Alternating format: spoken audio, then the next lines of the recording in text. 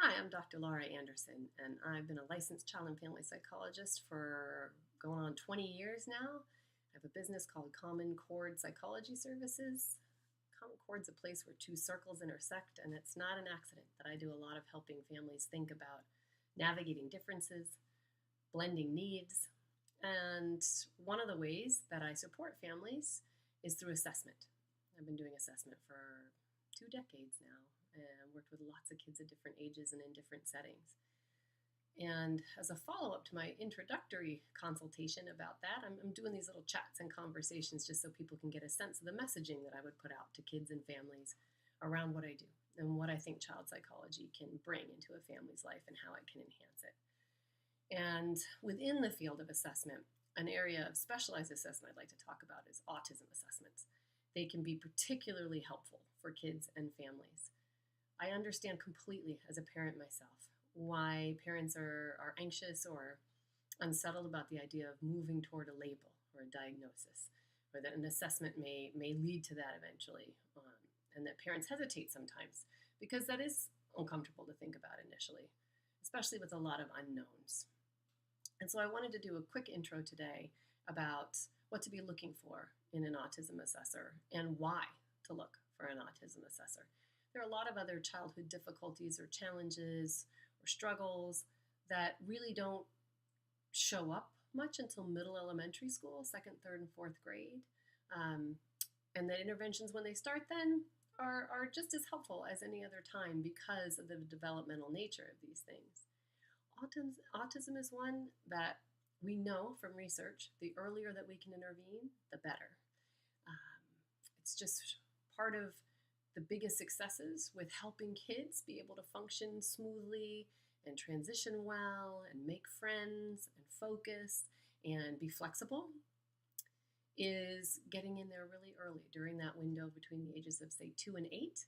It doesn't mean a curtain falls when a child is 8. Doesn't mean they won't learn and grow and change and that you can't help a child who does have autism after they're 8. That is not what that means. But we do know from research that if you can get in early, clarify that autism is underlying difficulties in social skills, in speech, in attention, in routines, in emotional regulation, in connecting to others. The sooner we get in with a team of assessors, the faster we can come up with things that are really helpful. It's common as parents for us to try to coach our kids on the fly when we know they have difficulties in any of these areas.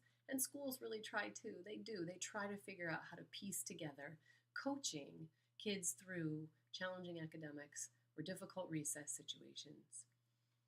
But autism really warrants a special look, and it helps organize, helps clarify whether or not you've just got a kid who's a little behind in some areas. All kids develop on different trajectories. They totally do. And most kids may get a little behind in some area and then catch up quickly, and then get behind in a different area and then catch up at the next phase. But if a child does have an underlying autism diagnosis, the catching up doesn't happen. In fact, they make gains compared to themselves. That's true. A year later, you'll think, oh, wow, a year ago, he couldn't do that. But their peers are growing in that much faster a trajectory. So in fact, what we find is that kids who are on the mildly autistic range show up more and more as school goes on. It becomes more obvious. So for a lot of us parents who hope when we know our kids are struggling, it's totally natural and normal to just hope that, oh, it'll work out in time, or oh, he's just a little behind, or he just needs to mature, or I'm sure if we just give a little time, then maybe next year his connection with his teacher will be better. And so that's what we think it might be. And there's a lot of ways that we as parents try to assuage our own worries by explaining things away or hoping. It's just hope. A lot of it is just hope that this will resolve itself. But we know for children who are struggling with an autism spectrum difficulty is that with time, actually, they start to separate more from their peers, and their challenges become more evident in school, not less evident. So that's a really important reason to have somebody who's trained get in there and look specifically to see, is my kid just behind in a couple areas, or could this really be an underlying entity called autism that's impacting his or her ability to do well in school?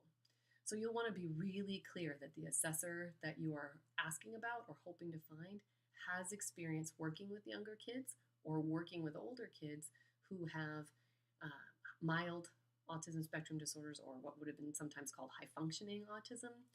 It's a difficult diagnosis to differentiate because it can look a lot like other things. So you really need somebody who's had experience teasing out how to best explain the kinds of issues that your child may be having. And so that it's very much a team approach, that you bring in a whole bunch of knowledge about your child that no assessor can have. They will never know your child as well as you do.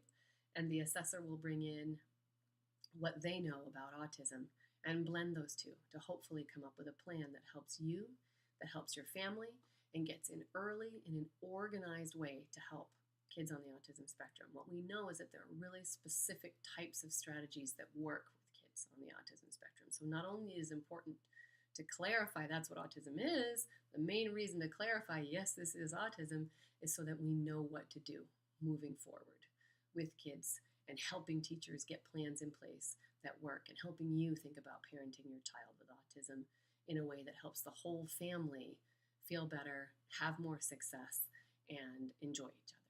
So you can reach out to me if you have further questions at drlsanderson@gmail.com, or check out my website at www.drlsanderson.com.